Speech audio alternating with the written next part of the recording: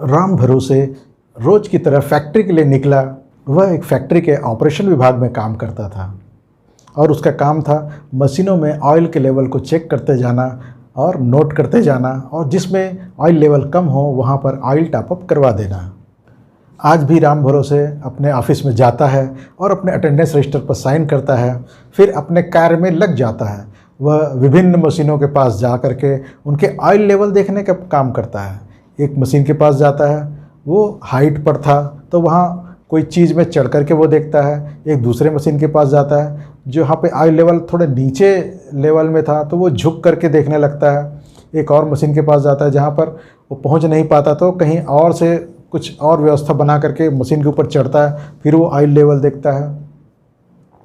एक और मशीन के पास जाता है जहाँ पे उसको काफ़ी झुक करके ऑयल लेवल देखना होता है। वो ऑयल लेवल देख ही रहा होता है कि अचानक वो मशीन के साथ ही गोल गोल घूमने लग जाता है और उसका पैर बार बार ज़मीन से ज़ोर ज़ोर से पटकाता है। वह ज़ोर से दर्द के मारे चीख पड़ता है। उसकी चीख सुन करके जो आसपास कार्य कर रहे श्रमिक दौड़कर वहां आते हैं और राम भरोसे को मशीन में फंसा देखकर तुरंत इमरजेंसी पुश बटन को दबा देते हैं। मशीन रुक जाती है और राम भरोसे को उस मशीन से निकाला जाता है जिस पे उसका कपड़ा फंस गया था। फिर उसको हॉस्पिटल भेज दिया जाता है। उसका पैर बुरी तरह कई जगह से फ्रैक्चर हुआ है। अब इस बात की जांच की जाती है कि ऐसा क्या हो गया था कि ये ऐसी दुर्घटना घटी। तो जांच करने वाली टीम को कुछ चीज़ें पता चलती है। राम भरोसे के साथीगण बताते हैं कि राम भरोसे हमेशा ढीला कपड़ा पहन करके आता है। वह कभी इन नहीं करता, उसके कपड़े लटकते रहते हैं। उसको कई बार टोका गया है, फिर भी वो बोलता है कि नहीं, मैं तो हमेशा जीवन भर ऐसे ही पहनते आया हूँ, मैं कपड़े चेंज नहीं कर सकता। इस प्रकार से वो बोलता था।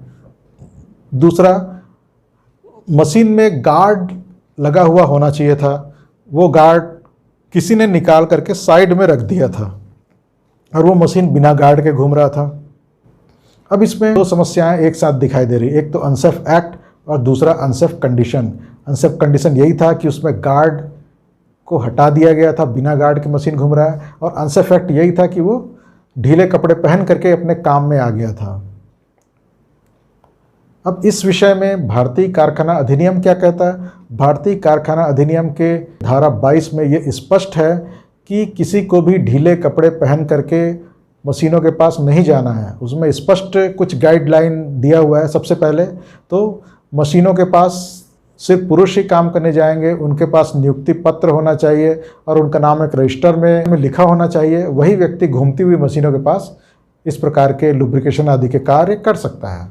अगर आप चाहते हैं कि आपके साइट में इस प्रकार से घूमती हुई मशीनों के संपर्क में कोई ना आए या इस प्रकार से एक्सीडेंट कभी ना हो, तो आपको भी कुछ चीज़ों का ध्यान रखना बहुत ज़रूरी है। सबसे पहला तो ये कि घूमती हुई मशीनों के पास कोई ना जाए। दूसरा, अगर जाना अनिवार्य है तो फिर वो ट्रेंड व्यक्ति होना चाहिए, टाइट फिटिंग वाले कपड़े पहने होना चाहिए, उसका नाम रजिस्टर में अंकित होना चाहिए, नियुक्ति पत्र प्राप्त किया हुआ व्यक्ति होना चाहिए। कुछ चीज़ इसमें और ऐड किया जा सकता है कि घूमती हुई मशीनों में कार्य करने की आवश्यकता ही ना पड़े, ऐसा शेड्यूल बनाएं। मशीनों को अल्टरनेट चलाने की अगर सुविधा हो तो ज़रूर वैसा करना चाहिए। मशीनों को रोक करके उसका ऑयल लेवल इत्यादि चेक करें, फिर उसको रनिंग कंडीशन में ले आएँ और दूसरे मशीन को फिर बंद करके उसका चेक करें। इस प्रकार से अल्टरनेट अगर बंद करने की व्यवस्था हो सके तो ऐसा करना ज़्यादा अच्छा है। जब ये दोनों ही संभव ना हो फिर क्या करें? तो फिर ऐसी सुरक्षित प्लेटफॉर्म का निर्माण कराएं कि जिसमें चढ़ करके व्यक्ति सुरक्षित तरीके से ऑयल लेवल इत्यादि चेक कर सके, उसको कोई भी खतरा ना हो। इस प्रकार से सेफ प्लेटफॉर्म का निर्माण हर मशीन के पास करवाएं। इन सब चीज़ों का अगर ध्यान रख लिया जाए तो इस प्रकार से मशीन में फंसने की समस्या कभी भी किसी भी साइट में नहीं होगा।